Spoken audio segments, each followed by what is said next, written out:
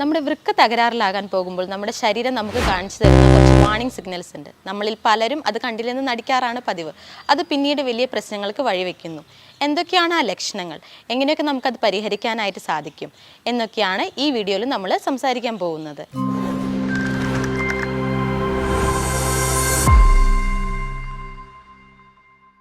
നമ്മുടെ വൃക്ക തകരാറിലാകാൻ പോകുമ്പോൾ നമ്മുടെ ശരീരം നമുക്ക് കാണിച്ചു തരുന്ന കുറച്ച് വാർണിംഗ് സിഗ്നൽസ് ഉണ്ട്. നമ്മളിൽ പലരും അത് കണ്ടില്ലെന്ന് നടിക്കാറാണ് പതിവ്.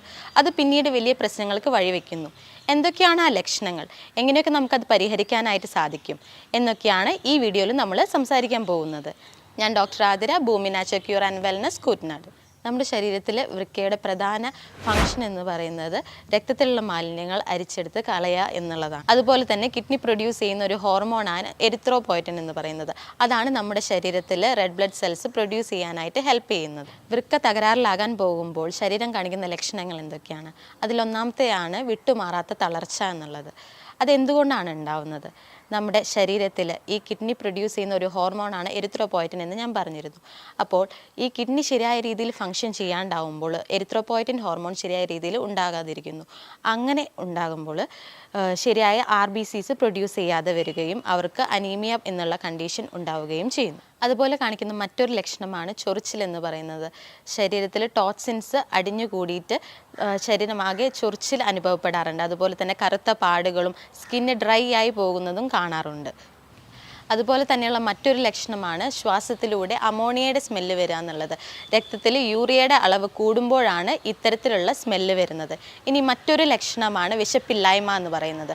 ഈ കിഡ്നിക്ക് പുറമെ ഇത് കരളിനെ ബാധിക്കുമ്പോഴാണ് വിശപ്പില്ലായ്മ വരുന്നത്.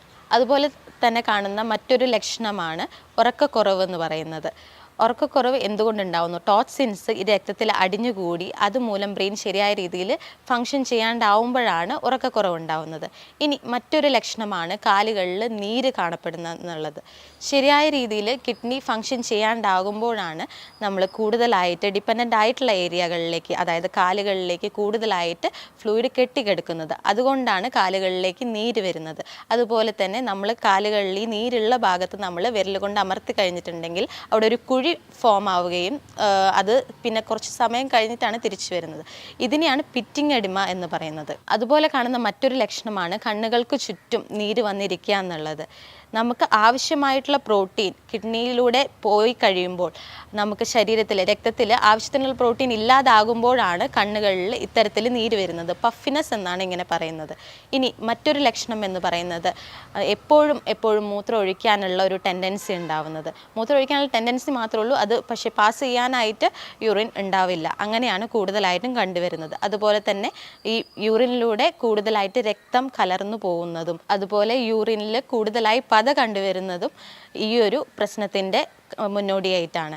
എന്തുകൊണ്ടാണ് യൂറിനിൽ പത കാണുന്നത്? നമ്മുടെ ഈ യൂറിനിലൂടെ ആൽബുമിൻ കണ്ടൻറ്റ് പുറത്തോട്ട് പോവുകയാണ് ചെയ്യുന്നത്. അതുകൊണ്ടാണ് യൂറിനിൽ പത കാണുന്നത്.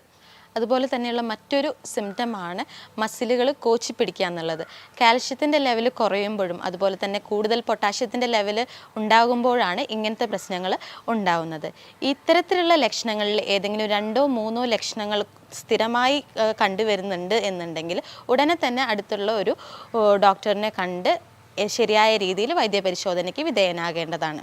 കിഡ്നി പ്രശ്നങ്ങൾ കൂടുതലായും കണ്ടുവരുന്നത് അമിതമായ രക്തസമ്മർദ്ദമുള്ളവർ, അതുപോലെ തന്നെ ഷുഗർ കൂടുതലായിട്ടുള്ളവരിൽ, അതുപോലെ അമിതവണ്ണമുള്ളവരിൽ, അതുപോലെ തന്നെ ഫാമിലിയിൽ ആർക്കെങ്കിലും ഈ കിഡ്നി പരമായിട്ടുള്ള അസുഖങ്ങൾ ഉണ്ടെന്നുണ്ടെങ്കിൽ അങ്ങനെയുള്ളവർക്കും ഇങ്ങനത്തെ കണ്ടീഷൻസ് കണ്ടുവരുന്നുണ്ട്. അതുപോലെ സ്ഥിരമായി പെയിൻ കില്ലേഴ്സ് എടുക്കുന്നവർക്കും ഇത്തരത്തിലുള്ള കിഡ്നി തകരാറുകൾ അതുപോലെ മറ്റ് അസുഖങ്ങളൊക്കെ വരാനായിട്ടുള്ള സാധ്യതകളുണ്ട്. കുറച്ച് ഭക്ഷണക്രമങ്ങളും അതുപോലെ ജീവിതശൈലിയിൽ കുറച്ച് മാറ്റങ്ങളും വരുത്തുകയാണെന്നുണ്ടെങ്കിൽ ഇത്തരത്തിലുള്ള പ്രശ്നങ്ങൾ നമുക്ക് ഒഴിവാക്കാനായിട്ട് സാധിക്കും.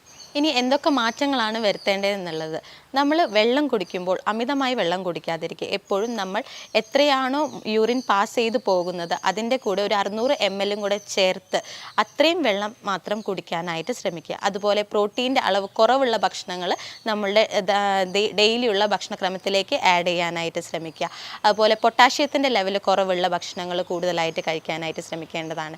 എല്ലാ പച്ചക്കറികളിലും പച്ചക്കറികളിലും നമുക്ക് പൊട്ടാഷ്യത്തിൻ്റെ ലെവൽ നോക്കി ചെയ്യാനായിട്ട് പറ്റില്ല. അപ്പോൾ പൊട്ടാഷ്യത്തിൻ്റെ അളവ് കൂടുതലുള്ള പച്ചക്കറികളും ഉണ്ടാവും. അതിനെ നമുക്ക് ലീച്ചിങ് വഴി പൊട്ടാഷ്യത്തിൻ്റെ ലെവൽ ഒന്ന് കുറച്ചിട്ട് നമുക്ക് ഉപയോഗിക്കാനായിട്ട് സാധിക്കും. എപ്പോഴും അതൊരു ലിമിറ്റിൽ ഉപയോഗിക്കാനായിട്ട് ശ്രമിക്കുക. എന്താണ് ലീച്ചിങ് എന്ന് പറയുന്നത്? കുറച്ച് വെള്ളത്തിൽ നമ്മൾ ഈ പച്ചക്കറികളിട്ട് ഒന്ന് തിളപ്പിച്ച് വേവിക്കുകയാണെന്നുണ്ടെങ്കിൽ എന്നിട്ട് അതിൻ്റെ വെള്ളം ഊറ്റിക്കളഞ്ഞ് അതിന് ശേഷം നമുക്ക് ആ പച്ചക്കറികൾ ഉപയോഗിക്കാവുന്നതാണ്. ഇതിനെയാണ് ലീച്ചിങ് എന്ന് പറയുന്നത്. അതുപോലെ തന്നെ കാൻഡ് ഫുഡുകൾ, അതുപോലെ പാക്ക്ഡ് ആയിട്ടുള്ള ഫുഡുകൾ, അതുപോലെ പ്രോസസ്ഡ് ഫുഡുകളെല്ലാം പരമാവധി ഒഴിവാക്കാനായിട്ട് ശ്രമിക്കുക. സോഫ്റ്റ് ഡ്രിങ്ക്സ് എല്ലാം ഒഴിവാക്കാനായിട്ട് ശ്രമിക്കുക. ഈ പാക്കറ്റിൽ കിട്ടുന്ന നമ്മുടെ ഫുഡുകളിൽ കൂടുതലായിട്ട് ഉപ്പിൻ്റെ അളവെല്ലാം കൂടുതലായിരിക്കും. അപ്പോൾ അതുകൊണ്ട് സോഡിയത്തിൻ്റെ ലെവൽ ഒന്ന് കുറയ്ക്കുകയും ചെയ്യണം വൃക്ക തകരാറിലായിട്ടുള്ള ആളുകൾ. അതുകൊണ്ടാണ് പാക്ക്ഡ് ഫുഡുകളെല്ലാം ഒഴിവാക്കാനായിട്ട് പറയുന്നത്. അതുപോലെ തന്നെ പ്രധാനപ്പെട്ട ഒന്നാണ് പുകവലി, മദ്യപാനം തുടങ്ങിയവ നമ്മുടെ ജീവിത രീതിയിൽ നിന്ന് മാറ്റുക എന്നുള്ളത്. അതും വൃക്ക തകരാറിലായിട്ടുള്ള ആളുകൾ ഇത്തരത്തിലുള്ള ശീലങ്ങൾ തുടർന്നു കൊണ്ട് പോവുകയാണെന്നുണ്ടെങ്കിൽ ആ കണ്ടീഷൻ ഒരിക്കൽ കൂടി അത് വേഴ്സ് ആക്കുകയാണ് ചെയ്യുന്നത്. അതുകൊണ്ട് പരമാവധി അത് ഒഴിവാക്കാനായിട്ട് ശ്രമിക്കുക. അതുപോലെ തന്നെ ശരിയായ രീതിയിൽ എക്സസൈസ് ചെയ്യാനായിട്ട് ശ്രമിക്കുക. എന്തെങ്കിലും എയറോബിക് എക്സസൈസുകൾ ഡെയിലി ഒരു 20 മിനിറ്റെങ്കിലും ചെയ്യുകയാണെന്നുണ്ടെങ്കിൽ ഇത് വളരെയധികം സഹായകരമായിരിക്കും. ഇതിലേതെങ്കിലും സിംറ്റംസ് നിങ്ങൾക്ക് കാണുന്നുണ്ടെന്നുണ്ടെങ്കിൽ, തുടർച്ചയായി കാണുന്നുണ്ടെങ്കിൽ ഉടനെ തന്നെ അടുത്തുള്ളൊരു ഫിസിഷ്യനെ കാണുക. ശരിയായ രീതിയിൽ വൈദ്യപരിശോധന നടത്താനായിട്ട് ശ്രമിക്കുക. ഇനി ഈ പറഞ്ഞ കാര്യങ്ങളിൽ എന്തെങ്കിലും സംശയങ്ങളുണ്ടെന്നുണ്ടെങ്കിൽ താഴെ കാണുന്ന നമ്പറിൽ കോൺടാക്റ്റ് ചെയ്യുക. നന്ദി.